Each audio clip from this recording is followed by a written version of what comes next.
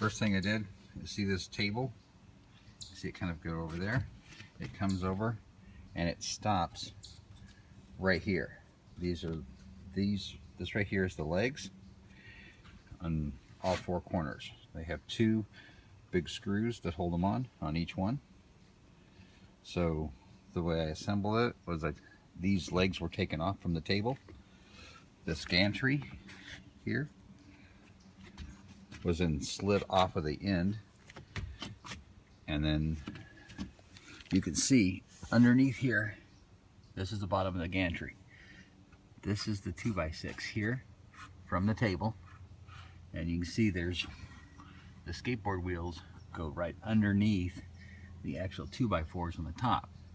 So they're underneath and they're on top, and that's how each side is created with its track. There's only one piece of metal on the top on each side that gives it characterizes the gantry. It's just a piece of angle iron. There's no screws holding it in. It's just the pressure from the actual gantry that holds it onto the rail. These screws right here come through, and they're big long squaring screws to square the wooden table to make it a perfectly square table. That's what it's done to assemble. When I'm assembling it, these end pieces here, see where the little dolphin is? This end 2x4 is taken off, and then this lead screw here going all the way down here is just, I use a drill and I take this guy off, use a drill and undrill it and screw it from the leads. See this little ring right here? This little ring is actually an adjuster for like a table leg or chair, whatever.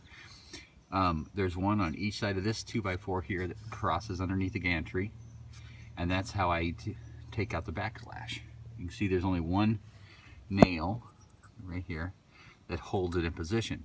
So what you do is you put this guy through, tighten it down to the right tension, not too tight so it doesn't move, but you tighten it down enough where there's no slop in it, and that's how you take out your backlash out of the screw.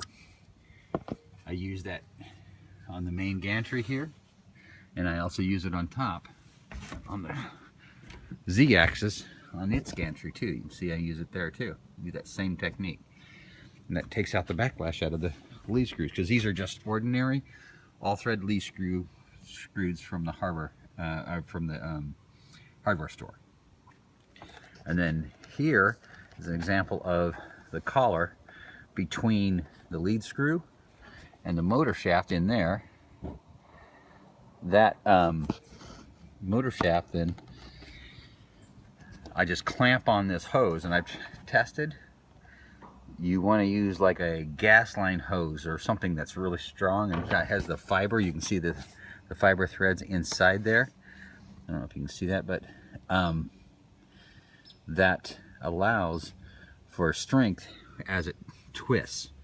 I tried a piece of plastic, like a plastic hose first, and it just tore the plastic when it started to move. So you need something that's strong for that, but it's not crazy. So anyhow, here's the feed. Like you see, that's the track, runs on these skateboard wheels here. Okay, and that allows the overall system to run. And then this is the leg from this side. Again, I had already built in it. This was just reassembling it after I'd moved it. You see the motor down at the bottom, and there's the cross member. So the two cross members have the motors and the lead screw alignment. Now, on the back side here, one of the things about this alignment is, if I back up, you can see that cross member is actually not square to the legs, because I don't care if it's square or not. I care whether or not this piece right here, this hole, is actually in line with the gantry. So that's got to be in line.